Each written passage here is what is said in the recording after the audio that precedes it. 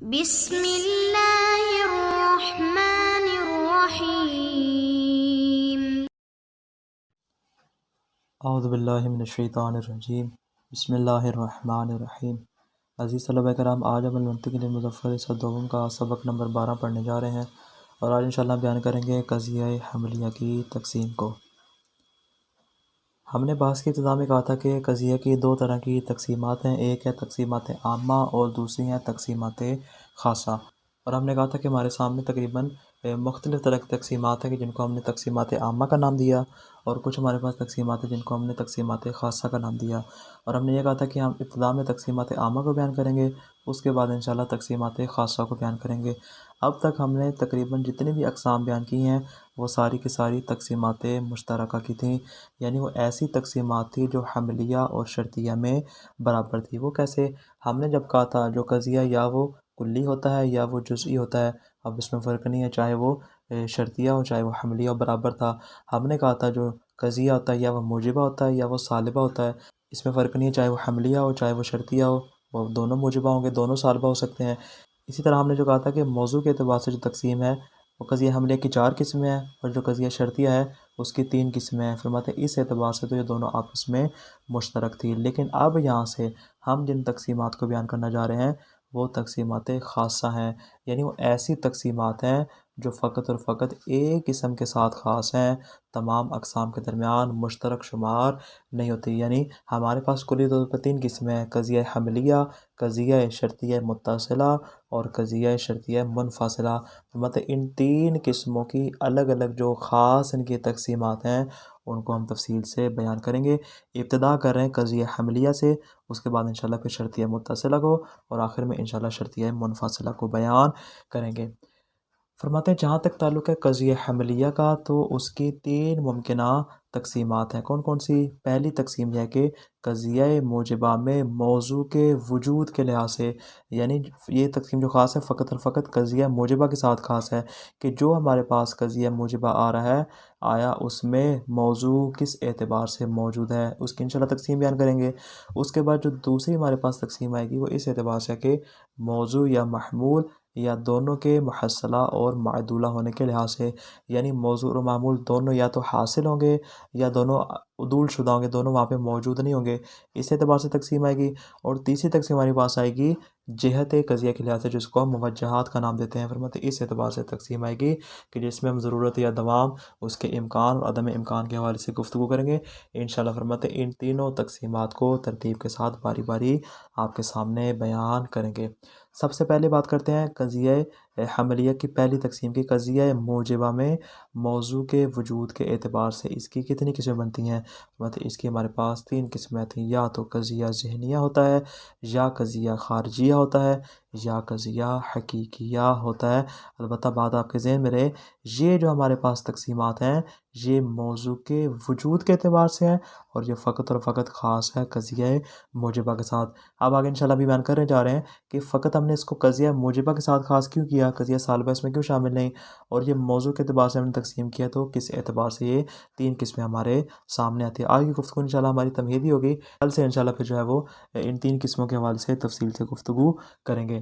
پہلے بطور مقدمہ بات کرتے ہیں، کہتے ہیں کہ قضیہ موجبہ اور قضیہ سالبہ کے درمیان ایک بنیادی فرق پایا جاتا ہے، اگرچہ دیگر فروق بھی ہیں لیکن ان فروق کو چھوڑ کے فقط جس کو ہم یہاں پہ بیان کرنا ہمارا مقصد ہے وہ فرق کون سا والا ہے کہ محمول کو موضوع کے لیے ثابت کرنے سے پہلے خود موضوع کا حصول قطعی ہونا چاہیے، یعنی وہاں پہ پہلے سے موضوع موجود ہوگا، موضوع کا جو حصول ہے اس کو پہلے ہمیں فرض کرنا پڑے گا۔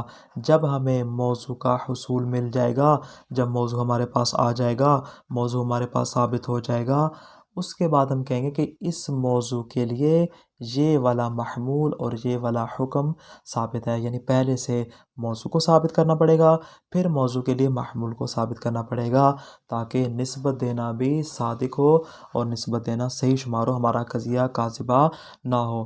در نتیجہ اگر پہلے سے یہ والا موضوع موجود نہ ہو اور اس کا حصول قطعی نہ ہو تو فرماتے ہیں کہ محمول کو موضوع کی جانب جو ہم نسبت دے رہے ہیں یہ کاذب شمار ہوگی اور ہمارا قضیہ کاذب ہو جائے گا۔ دلیل کیا آپ کے پاس؟ فرماتے یہ جو آپ نے کہا کہ قضیہ موجبہ اور سالبہ کے درمیان بنیادی فرق ہے کہ ایک قضیہ موجبہ میں موضوع کا حصول ضروری ہے۔ فرماتے اس لیے کہ جب ہم دیکھتے ہیں جو قضیہ موجبہ ہمارے پاس، اس کا مطلب کیا ہے؟ ثبوت شیئن لشیئن، اس میں ایک چیز کو دوسری چیز کے لیے ثابت کیا جاتا ہے، یعنی ایک چیز ہمارے پاس پہلے سے موجود ہوتی ہے، اس کے لیے پھر ہم کسی دوسری چیز کو ثابت کرتے ہیں۔ فرماتے ہیں اس کا مطلب کیا ہے؟ اس کا مطلب کیا ہے کہ ایک چیز کو دوسری چیز کے لیے ثابت کرنا خود اس چیز کے ثبوت کی فرع ہے، یعنی پہلے وہ چیز ثابت ہوگی تب ہم کہیں گے کہ ہاں اس چیز کو دوسری چیز کے لیے ثابت کیا جا رہا ہے۔ مثال کہتے ہیں، اگر ہم کہتے ہیں زید قائم، زید کھڑا ہے، تو بھائی زید قائم کا مطلب کیا ہے؟ زید کے لیے قیام کو ثابت کر رہے ہیں۔ اگر تو زید پہلے سے موجود ہوگا، موضوع موجود ہوگا، تب ہم کہیں نا کہ زید کھڑا ہے۔ جب پہلے سے زید ہوگا ہی نہیں تو جو قیام کی نسبت زید کی جانب دے رہے ہیں، فرماتے ہیں قضیہ ہی اصلاً باطل اور کاذبہ ہوگا۔ یعنی آپ کے لیے واضح ہو چکا ہوگا کہ یہاں پہ قیام کی جو نسبت ثابت کی جا رہی ہے زید کے لیے، تو اس نسبت کے ثبوت سے پہلے خود حضرت زید کا ثبوت ضروری ہے، موضوع کا ثابت ہونا ضروری ہے، اور یہ بات روز روشن کی طرح واضح ہے۔ اس کے لیے مزید ہمیں کسی دلیل کی ضرورت بھی نہیں ہے۔ فرماتے قضیہ موجبہ میں تو ایسا ہوتا ہے کہ حکم کو ثابت کرنے سے پہلے ہمیں خود موضوع کا ثبوت چاہیے ہوتا ہے، لیکن جو قضیہ سالبہ ہوتا ہے فرماتے اس میں ایسا ہوتا نہیں ہے، کیونکہ اس کا صادقہ ہونا اور قضیہ سالبہ کا صحیح ہونا موضوع کے وجود اور ثبوت پر موقوف نہیں ہوتا۔ کیوں؟ اس لیے کہ ہمارے پاس سالبہ کی دو قسمیں ہیں، اور دونوں قسموں میں برابر طور پہ یہ بات ثابت کی جا سکتی ہے کہ موضوع ثابت نہ ہو پھر بھی قضیہ سالبہ درست اور صحیح ہوگا۔ یعنی قضیہ سالبہ میں اصلاً موضوع کے ساتھ ہمارا واسطہ نہیں ہے، موضوع ثابت ہو تو بھی قضیہ سالبہ درست ہوگا، موضوع ثابت نہ ہو پھر بھی فرماتے قضیہ سالبہ درست ہوگا۔ کون کون سی دو قسمیں ہیں اس کو بھی بیان کرنے جا رہے ہیں۔ فرماتے پہلی صورت یہ ہے کہ سالبہ بے انتفاع محمول، وہ کیا ہوتا ہے؟ مطلب اس سے مراد وہ قضیہ کہ جس میں موضوع تو موجود ہو لیکن اس کے محمول کو سلب کر لے، جیسا کہ اس کے نام سے ظاہر ہے کہ سالبہ بے انتفاع محمول کے محمول کو وہاں پہ منتفی کر کے اس کو سلب کیا جا رہا ہے۔ مثال جیسے زید لیس بقائم، زید کھڑا نہیں ہے۔ فرماتے دیکھیں یہاں پہ کیا ہے؟ زید تو موجود ہے، موضوع تو ہمارے پاس موجود ہے، لیکن لیس بقائم، اس کے قیام والا جو حکم ہے وہ یہاں پہ موجود نہیں، یعنی اس موضوع سے کیا کریں؟ اس کے محمول کو سلب کیا جا رہا ہے۔ فرماتے کہ اس کو سالبہ بے انتفاع محمول کہتے ہیں۔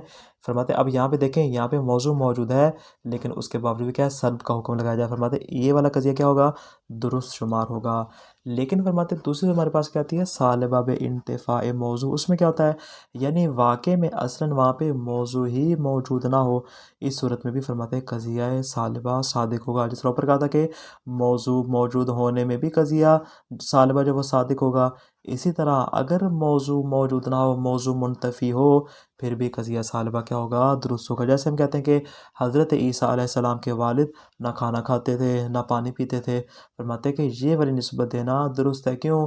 اس لیے کہ یہاں پہ اصل میں موضوع ہی منتفی ہے، جب موضوع موجود نہیں اس کی جانب آپ کسی بھی چیز کی نسبت دے دیں وہ ساری کی ساری عدم شمار ہوگی، وہ قضیہ سالبہ ہوگا، گویا کہ آپ کا قضیہ جو ہے وہ درست ہوگا۔ نہ وہ کھانا کھاتے تھے کیونکہ اصل میں وہاں پہ موضوع ہی نہیں ہے، نہ وہ پانی پیتے تھے نہ وہ آرام کرتے تھے، فرماتے کہ ساری کی ساری چیزیں اس کی جانب کیا ہو جائیں گی؟ منسوب ہو جائیں گی۔ تو کیا نتیجہ نکلا کہ چاہے موضوع موجود ہو یا موضوع موجود نہ ہو، دونوں صورتوں میں قضیہ سالبہ درست ہوگا۔ البتہ جو قضیہ موجبہ ہے اس میں ہر حال میں موضوع کا موجود ہونا ضروری، جیسا کہ اب اس بات کو ہم نے آپ کے لیے ثابت کر دیا ہے۔ مصنف فرماتے یہ جو دو قسمیں آپ کے سامنے ہیں، ان دو قسموں میں سے جو قسم اول ہے وہ تو متداول ہے، یعنی وہ رائج ہے۔ جب بھی قضیہ سالبہ بولا جاتا ہے تو اس سے یہی والی قسم مراد ہوتی ہے۔ کیوں؟ اس لیے کہ ذہن کا تبادر اسی قسم کی جانب ہوتا ہے۔ لیکن جہاں تک تعلق ہے دوسری قسم کا، تو فرماتے ہیں یہ زیادہ معروف اور شائع نہیں ہے، اور قضیہ سالبہ سے عموماً اس کو مراد بھی نہیں لیا جاتا، یعنی عام طور پہ مراد نہیں ہوتی، بلکہ جب بھی قضیہ سالبہ بولا جاتا ہے تو فقط سالبہ بے انتفاع محمول مراد ہوتا ہے، کہ موضوع تو وہاں پہ موجود ہوتا ہے لیکن اس کا جو حکم ہے، اس کا جو محمول ہے وہ وہاں پہ موجود نہیں ہوتا۔ تقسیمات الحملیت تمہید، فرماتے ہیں کہ تقسیمات حملیہ کے پہلے تمہیدی گفتگو ہے، اس کے بعد انشاءاللہ پھر اصلی گفتگو کی جانب وارد ہوں گے۔ تقدم ان الحملیۃ تنقسم باعتبار الکیف الی موجبۃ و سالبہ۔ یہ بات پہلے بیان ہو چکی ہے کہ جو قضیہ حملیہ ہے وہ کیفیت کے اعتبار سے موجبہ اور سالبہ میں تقسیم ہوتا ہے۔ یعنی ہم نے کہا تھا کیفی قضیہ کہ جس میں ہم اس کی کیفیت کے اور کیفی استفہامی کے والے سوال کرتے ہیں کہ یہ قضیہ کس حالت میں آیا، اس میں ایجاب پایا جاتا ہے یا پھر سلب پایا جاتا ہے۔ اس اعتبار سے ہم نے دو قسمیں بیان کی تھی۔ وباعتبار الموضوع الی شخصیت و طبیعیت و محملۃ و محصورہ۔ اسی طرح ہم نے موضوع کے اعتبار سے اس کو چار قسموں میں تقسیم کیا: قضیہ شخصیہ، قضیہ طبیعیہ، قضیہ محملہ اور قضیہ محصورہ۔ والمحصورۃ الی کلیۃ و جزئیہ، اور جو خود قضیہ محصورہ ہے وہ دو حصوں میں تقسیم ہوتا ہے: قضیہ کلیہ اور قضیہ جزئیہ۔ فرماتے ہیں وَهَذِهِ تَقْسِیمَاتٌ تُشَارِکُهَا الشَّرْطِیَّۃُ فِیہا فِی الْجُمْلَۃِ۔ فرماتے ہیں یہ والی جو تقسیمات ہیں ان میں قضیہ حملیہ کے ساتھ، ہاتھ میں جائے حملے کی جانب، ان تقسیمات میں قضیہ حملیہ کے ساتھ قضیہ شرطیہ بھی شریک ہوگا فی الجملہ۔ مصنف یہاں پر فی الجملہ کا ہے، بالجملہ نہیں کہا۔ کیا فرق ہوتا ہے بالجملہ فی الجملہ میں؟ بالجملہ کا مطلب ہوتا ہے کہ تمام کے تمام موارد میں، ہر حال میں، یعنی جس کو آپ کہہ سکتے ہیں 100% اس کے اوپر برابر صادق ہے۔ لیکن فی الجملہ کا مطلب ہوتا ہے کہ بعض موارد میں، فقط کچھ مقامات میں، چونکہ یہ مصنف یہاں پہ فی الجملہ کیوں استعمال کیا؟ اس لیے کہ یہ کہہ رہے ہیں کہ جو چار قسمیں تھیں قضیہ حملیہ کی وہی شرطیہ کی۔ فرماتے ہیں کہ یہاں پہ فی الجملہ کہیں گے، کیوں؟ اس لیے کہ یہ چاروں کی چاروں تقسیمات تو قضیہ شرطیہ کی نہیں تھی، بلکہ اس میں سے ہم نے طبیعیہ کو بھی خارج کیا تھا۔ فرماتے ہیں اگرچہ یہ تقسیم خارج ہو جاتی ہے لیکن اس اعتبار سے دیکھیں کہ دیگر اقسام کے اعتبار سے اور موجبہ اور سالبہ کے اعتبار سے اور کلی اور جزئی ہونے کے اعتبار سے، فرماتے ہیں ہم نے جو اس کو تقسیم کیا تھا اس میں قضیہ حملیہ اور قضیہ شرطیہ دونوں برابر کے شریک ہیں۔ لیکن فرماتے یہ تھی ساری کی ساری تقسیمات عامہ، تقسیمات مشترکہ۔ والآن نبحث فی ھذا الفصل عن التقسیمات الخاصۃ بالحملیہ۔ البتہ فرماتے یہاں سے جو ہم آغاز کرنے جا رہے ہیں اس میں انشاءاللہ ہم قضیہ حملیہ کی تقسیمات خاصہ کو بیان کریں گے۔ البتہ فرماتے ہیں کون کون سی تقسیمات ہیں؟ 3 طرح کی تقسیمات ہیں۔ وہی تقسیمها اولا باعتبار وجود موضوعها فی الموجبہ۔ پہلی تقسیم اس اعتبار سے ہے کہ قضیے کا جو موضوع ہے آیا وہ موجبہ میں پایا جاتا ہے یا موجبہ میں نہیں پایا جاتا، اس اعتبار سے۔ وتقسیمها ثانیا باعتبار تحصیل الموضوع والمحمول وعدولہما۔ دوسری تقسیم اس اعتبار سے ہے کہ موضوع اور محمول آیا دونوں حاصل ہو رہے ہیں یا دونوں سے عدول کیا جا رہا ہے، یا دونوں موجود ہیں یا دونوں موجود نہیں ہے، دونوں میں سے ایک موجود ہے دوسرا موجود نہیں ہے۔ دوسری تقسیم اس اعتبار سے ہے۔ وتقسیمها ثالثا باعتبار جہت النسبۃ۔ تیسری تقسیم اس اعتبار سے کہ اس میں جہت کے حوالے سے گفتگو کی جاتی ہے۔ فہذه تقسیمات ثلاثہ۔ بس ہمارے پاس 3 طرح کی تقسیمات آ جاتی ہیں، ان تینوں کو انشاءاللہ مکمل تفصیل سے بیان کریں گے۔ الاول، پہلی تقسیم الذہنیۃ الخارجیۃ الحقیقیہ۔ پہلی تقسیم قضیہ ذہنیہ، دوسری تقسیم قضیہ خارجیہ، تیسری تقسیم ہے قضیہ حقیقیہ۔ البتہ ان کی تعریف بیان نہیں کرے، تفصیل بیان نہیں کرے، انشاءاللہ کل تفصیل بیان کریں گے۔ ابھی فی الحال ان کے حوالے سے مقدماتی گفتگو ہے کہ یہ جو ہم نے اس کو خاص کیا قضیہ موجبہ کے ساتھ، بات آپ کے ذہن میں رہے کہ یہ اس جو تقسیم ہے اس تقسیم کا معیار کیا ہے؟ قضیہ موجبہ میں موضوع کا موجود ہونا، یعنی فقط موجبہ کی بات ہے، سالبہ کی بات نہیں۔ کیوں نہیں ہے بات؟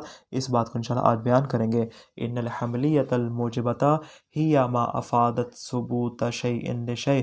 مطلب قضیہ حملیہ موجبہ وہ قضیہ ہوتا ہے کہ جس میں ایک چیز کو دوسری چیز کے لیے ثابت کیا جا رہا ہو۔ ولا شک ان ثبوت شیء لشیء فرع لثبوت المثبت له۔ فرماتے اس میں کوئی شک نہیں کہ ایک چیز کو دوسری چیز کے لیے ثابت کرنا خود اس مثبت لہو کے ثبوت پر موقوف ہے۔ مثبت لہو سے مراد کیا ہے؟ فرماتے اے ان الموضوع، خود یعنی اس موضوع کی بات ہے۔ فرماتے خود موضوع کا پہلے سے ثابت ہونا ضروری ہے۔ جب یہ موضوع ثابت ہو جائے گا اس کے بعد ہم اس موضوع کو کسی دوسری چیز کے لیے ثابت کریں گے۔ اے ان الموضوع فی الحملیۃ الموجبۃ یجب ان یفرض موجودا قبل فرض ثبوت المحمول له۔ یعنی قضیہ حملیہ موجبہ میں ضروری ہے کہ پہلے ہم موضوع کے وجود کو فرض کریں قبل اس کے کہ ہم اس موضوع کو محمول کے لیے ثابت کریں۔ محمول کے لیے ثابت کرنے سے پہلے خود موضوع کا وجود فرض کرنا ضروری ہے۔ کیوں؟ اذ لولا ان یکون موجودا، اگر پہلے سے موضوع موجود نہ ہو، لما امکن ان یثبت له شیء، فرماتے ممکن ہے کہ اس کے لیے کسی چیز کو ثابت کیا جا سکے، کما یقولون فی المثل، جیسا کہ محاورہ دیا جاتا ہے، پیش کیا جاتا ہے، کون سا والا؟ العرش ثم النقش، پہلے فرش ہوگا، پہلے زمین موجود ہوگی، اس کے اوپر نقش و نگار کیا جائے گا۔ جب پہلے سے زمینہ سازی نہیں ہوگی تو اس کے اوپر عمارت کی بنیاد ہوگی، تو اس کے اوپر عمارت ہوگی، مطلب بنیاد ہے ہی نہیں، موضوع ثابت ہی نہیں ہے، تو اس موضوع کے لیے محمول کو ثابت کرنا اصلا بے معنی شمار ہوتا ہے۔ فلا يمكن ان يكون سعید فی مثل سعید قائم غیر موجود، فرماتے پس ممکن نہیں ہے کہ اگر ہم کہتے ہیں سعید قائم، سعید کھڑا ہے، فرماتے یہاں اصلا ممکن نہیں ہے کہ سعید پہلے سے موجود ہی نہ ہو، سعید پہلے سے موجود نہ ہو، ومع ذلك یثبت له القیام، اور آپ اس کے لیے کیا کر رہے ہو؟ قیام ثابت کر رہے ہو۔ بھائی قیام کس کے لیے ثابت کریں جب سعید موجود ہے ہی نہیں، تو قیام آپ کس چیز کے لیے ثابت کریں؟ تو پس محمول کو ثابت کرنے کے لیے پہلے وہاں پہ موضوع کا ہونا ضروری ہے، موضوع ہوگا تب آپ کیا کریں گے؟ اس کے لیے محمول کو ثابت کریں گے۔ یہ تو بات ہوگی قضیہ موجبہ کی۔ وعلی العکس من ذالک السالبہ، فرماتے اس کا برعکس ہے قضیہ سالبہ، یعنی کیا مطلب؟ فإنہا لا تستدعی وجود موضوعها، اس لیے کہ جو قضیہ سالبہ ہوتا ہے وہ اپنے موضوع کے موجود ہونے کا تقاضا نہیں کرتا جس طرح کہ قضیہ موجبہ کرتا ہے۔ لأن المعدوم یقبل ان یسلب عنہ کل شیء، اس لیے کہ جو معدوم ہوتا ہے وہ اس بات کو قبول کرتا ہے کہ اسے ہر ایک چیز سلب کر لیا، یعنی موضوع موجود ہو تو بھی اسے سلب کرنا صحیح ہے، اگر موضوع موجود نہ، موضوع معدوم ہو، جو چیز ہے ہی نہیں، فرماتے اسے ہر چیز کو سلب کر لینا درست ہے۔ وَلِذَا قَالُوا، اسی لیے فرماتے ہیں کہ منطقی حضرات فرماتے ہیں کہ تصدق الصالبۃ بانتفاء الموضوع، کہ وہ والا قضیہ کہ جہاں پہ سالبہ میں انتفاع موضوع ہو وہ قضیہ بھی صادقہ ہوگا۔ فرماتے ہیں کہ سالبہ میں انتفاع محمول تو سب مانتے ہیں، لیکن جہاں پہ سالبہ میں انتفاع موضوع اصلا موضوع موجود ہی نہ ہو، فرماتے وہ والا قضیہ بھی درست ہوگا، نہیں موضوع موجود ہو تو بھی قضیہ سالبہ درست ہے، اگر موضوع موجود نہ ہو تو بھی قضیہ سالبہ درست ہے۔ فَيَصْدُقُ نَحْوُ ابو عیسی ابن مریم لم یاکل ولم یشرب ولم ینم ولم یتکلم، فرماتے کہ پس یہ والی مثال یہاں پہ درست ہوگی قضیہ سالبہ کہ حضرت عیسیٰ ابن مریم کے والد گرامی نہ تو کھانا کھاتے تھے، نہ پانی پیتے تھے، نہ سوتے تھے، اور نہ ہی کلام کرتے تھے۔ فرماتے ہیں کہ جو پہلے سے ہی سالبہ میں انتفاع موضوع اصلا موضوع موجود ہے ہی نہیں، تو فرماتے ہیں کہ اس کی جانب ہر معدوم کی نسبت دینا، اسے سلب کرنا درست ہے۔ لأنہ لم یوجد فلم تثبت له کل من هذه الاشیاء قطعا، فرماتے ہیں کہ جب وہ موضوع ثابت ہی نہیں ہے تو اس کے فرماتے ہیں کہ ہر ایک چیز جو ہے وہ ثابت ہو جائے گی۔ فیقال لمثل هذه صالبہ صالبۃ بانتفاع الموضوع، اس طرح کے قضیہ کو صالبہ بانتفاع موضوع کہتے ہیں، اور منطقی حضرات اس قضیے کو بھی درست قرار دیتے ہیں۔ تو خلاصہ کیا ہوا آج کے درس کا؟ اب تک ہم نے تقسیمات عامہ بیان کی جن میں حملیہ اور شرطیہ دونوں برابر ہیں، اب ہم تقسیمات خاصہ کو بیان کریں گے۔ سب سے پہلے قضیہ حملیہ کی تقسیمات کو بیان کریں گے۔ قضیہ حملیہ کی تین طرح سے تقسیم ممکن ہے: قضیہ موجبہ کے موضوع کے وجود کے لحاظ سے، یا موضوع یا محمول کے محصلہ اور معدولہ کے لحاظ سے، یا اس کے موجہات کے لحاظ سے۔ قضیہ موجبہ اور قضیہ سالبہ میں فرق یہ ہے کہ موجبہ میں ثبوت الشیء لشیء سے قبل خود اس چیز کا ثابت ہونا ضروری ہے، جبکہ قضیہ سالبہ میں ایسا ضروری نہیں ہے۔ پس قضیہ سالبہ چاہے سالبہ میں انتفاع محمول ہو یا سالبہ میں انتفاع موضوع ہو، دونوں صورتوں میں قضیہ صادقہ ہوتا ہے۔ والسلام علیکم ورحمۃ اللہ وبرکاتہ۔